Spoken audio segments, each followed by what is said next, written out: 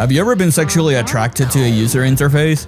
Yeah. Me neither, but this was very close to being the first. Slots and Daggers is a roguelike jam swimming in a sea of gambling slop-like games. Did you see how many buzzwords I just used now? That should be enough to keep you entertained or hate me, either is good by me. First I ever found this game was thanks to Twitter. Finally something good came out of it. The devlog picked my interest from the very first sight. Wouldn't you know it, the whole game is right here. You only need one button to play. Not that anyone will consider that a downside. From the art direction and animations, to the feel of the slots, to the stakes, and dear god, that sweet dopamine whenever you get a jackpot, just in time to deliver a powerful critical hit.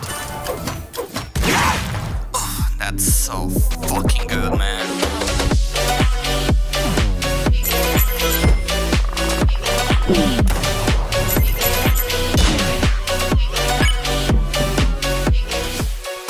Hey, I'm JPEG, and I talk about games that I love. I also love overanalyzing the art direction of a game and what makes them so engaging. Today's target is Slots and Daggers. This game is pure satisfaction. Hey, this is JPEG from the future. I was sick when I recorded this, and I did not wait until I recovered. So if my voice sounds weird here and there, I'm sorry, I did not want it to re-record.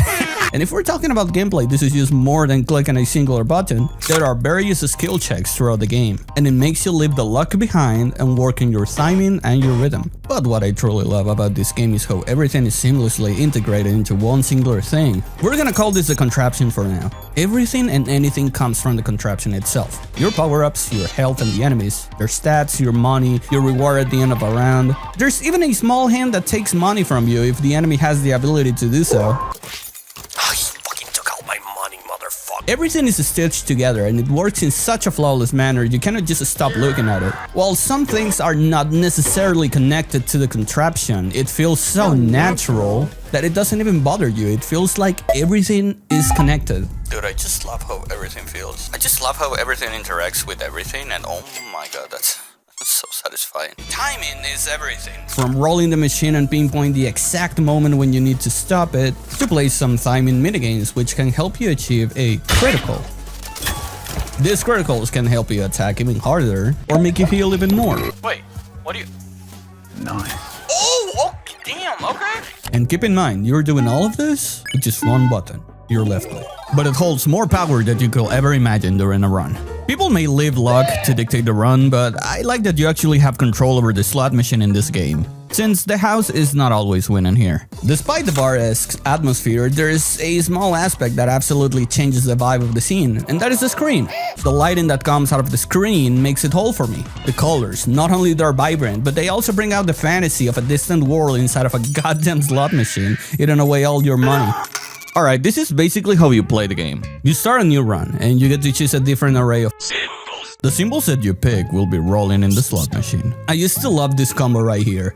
It may be simple, but I like simple stuff. The run starts and you see your first enemy. The machine starts to roll, and you need to stop it at the right time. What is the right time? That is actually entirely up to you. Do we want to go full offense? Do we want to defend ourselves? You can leave everything to luck if you want to, or you can aim to get a combo. It's also really important to see what the enemy is about to do next. They may be planning to heal themselves, or maybe hit you harder than your dad.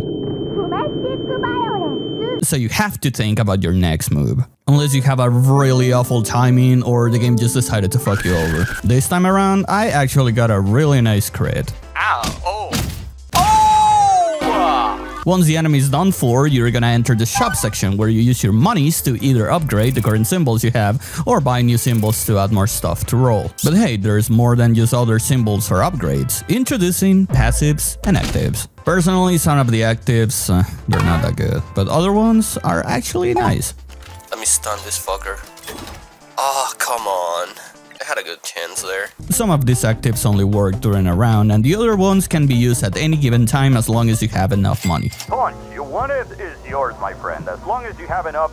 There's a really cool active that I absolutely fucking love, and we're gonna be talking about that later on. But one of my favorite passives had to be this one.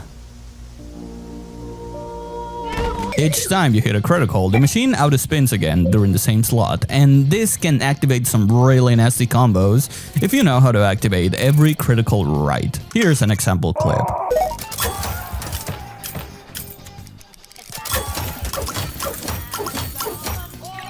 But after slamming a few monsters later and getting the upgrades that you want, you will eventually find an enemy so overpowered it's gonna slap the fuck out of you and one-shot you like you're nothing. All that work for nothing, so you have to restart your run. And then you question yourself, did I did something wrong? Did I did the wrong build? Am I not focusing enough on getting health or attacking harder? Like what's going on? Illegal mods are the bread and butter of this game. These are the equivalent of having a perma upgrade for your run. You get chips each time you win against an enemy, and you unlock illegal modifiers by using those chips. I personally went directly to have more symbols. Having 5 slots is a game changer. These modifiers actually give you an edge from the very start, making it easier for you. Now, there's some more stuff that I really want to talk about, as if I haven't been talking enough already. There is a not-so-hidden dice mechanic. I have noticed that this happens each time you hit an enemy. Depending on what number you get extra coins. I think this is a cool detail to have, since they're actually not just mere decoration for the game, but they actually change the game. I think it's pretty obvious, but I'm gonna say it either way, the art direction of the game is immaculate. I love the pixel art and the design of the monsters. I have always loved games that have the look and the feels of Octopath Traveler, and this hits right on the spot. Dude, how I wish Octopath Traveler was actually a fun game.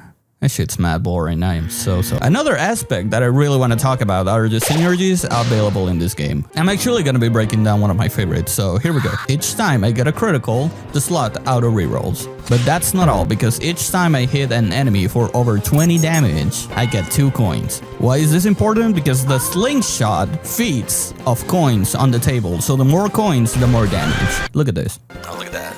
Yay. Yay again. Yay again. Oh my god. This is just bullying. I'm bullying the fuck out of this guy. Oh my god, bro.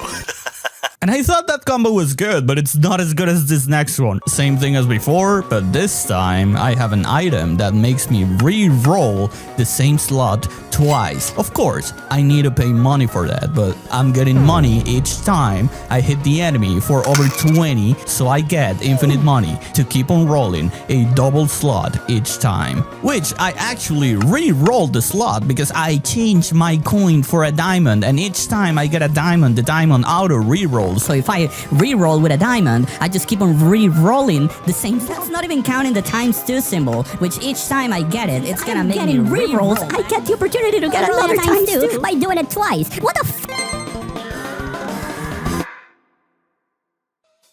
Once you start thinking how the game wants you to think, it becomes a second nature to do the combos that you really want to do. And I'm pretty sure there's more powerful stuff that you can easily do. I know this is a short game, but it has a lot of replayability. I wish it had more content, but for the amount of money that the developer is asking of you, I think a bite-sized roguelike is perfect. This game not only looks and sounds amazing, but it's also incredibly addictive. It nails every single aspect out there, and it gets my absolute praise. The developer has been really active balancing the game and adding updates, and I can't wait to see what else they make in the future. I don't want to show you everything that this game has to offer, because I actually want you to support the developer and play this by yourself. By all means, you're not looking at the next Balatro, but you're absolutely looking at Slots and Daggers, a game that excels at doing things right and not overstaying its welcome. See you next time.